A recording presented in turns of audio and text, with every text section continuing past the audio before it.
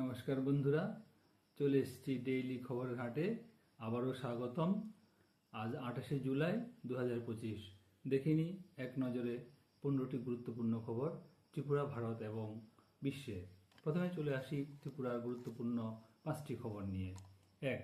BGB কর্মীদের উপর হামলার জন্য ত্রিপুরা মথাকে দায়ী করলেন মুখ্যমন্ত্রী মানিক সাহা। গতকাল খোয়া এলাকায় প্রধানমন্ত্রীর মন কি বাত শোনার সময় বিজিবি কর্মীদের উপর হামলা হয়। মুখ্যমন্ত্রী এর জন্য ত্রিপুরা মাথাকে সরাসরি দায়ী করেন। 2. উক্ত হামলায় দুজনকে গ্রেপ্তার করেছে পুলিশ। মন কি বাত চলাকালীন এই হামলার ভিডিও ভাইরাল হলে পুলিশ দ্রুত ময়দানে নামে। 3. মোট 9 জন বিজেপি কর্মী আহত। রাজনৈতিক উত্তেজনা চরমে। এই ঘটনায় পুরো এলাকায় নিরাপত্তা বাড়ানো হয়েছে। 4. আগরতলায় 2 নারী হেরোইন সহ ধরা পড়েছে। মূল্য 10 লক্ষ টাকা। ড্রাগস পাচারকারীদের বিরুদ্ধে পুলিশের সফল অভিযান সংগঠিত হয়েছে। 5. কিশোর বর্মন মন্ত্রী হলেন।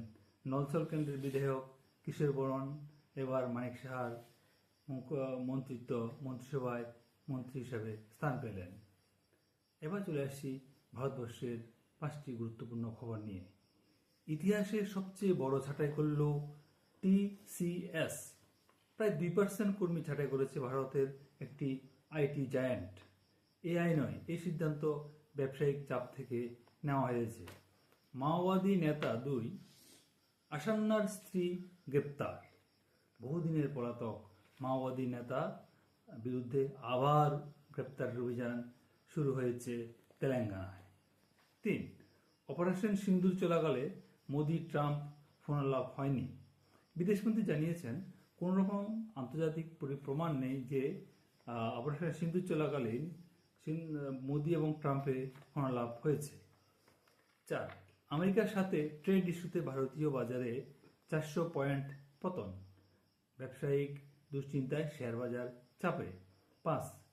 এস কৃষ্ণন হলেন IAS অ্যাসোসিয়েশনের নতুন প্রেসিডেন্ট। নতুন নেতৃত্বে প্রশাসন কিভাবে কাজ করবে এখন সে বিষয়টাই দেখা। এবার চলে আসছি বিশ্বের গুরুত্বপূর্ণ 5টি খবর নিয়ে। ইউরোপ আমেরিকার মধ্যে নতুন ট্রেড ডিল। 15% ট্যারিফে সমঝোতা। বড় অঙ্কের প্রতিরক্ষা ও জ্বালানি বিনিয়োগ থাকবে। 2. থাইল্যান্ড এবং কম্বোডিয়া যুদ্ধবিরতি রাজি। 2 দেশের সীমান্তে অনেক সংঘর্ষের পর অবশেষে যুদ্ধবিরতিতে রাজি হলেন শান্তি চুক্তিতে 2টি দেশ। 3. ট্রাম্প বললেন, রাশিয়ার কাছ থেকে 10 থেকে 12 দিনের আলটিমেটাম আছে। ইউক্রেন সংকট নিয়ে প্রাক্তন প্রেসিডেন্টের হুঁশিয়ারি। 4.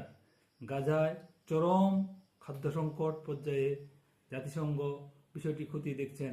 সহায়তার জন্য অভাবে লক্ষ লক্ষ মানুষ ক্ষুধার্ত গাজায়। 5. শাওলিন মন্দিরের ভিক্ষুর বিরুদ্ধে চীনে অপরাধ তদন্ত।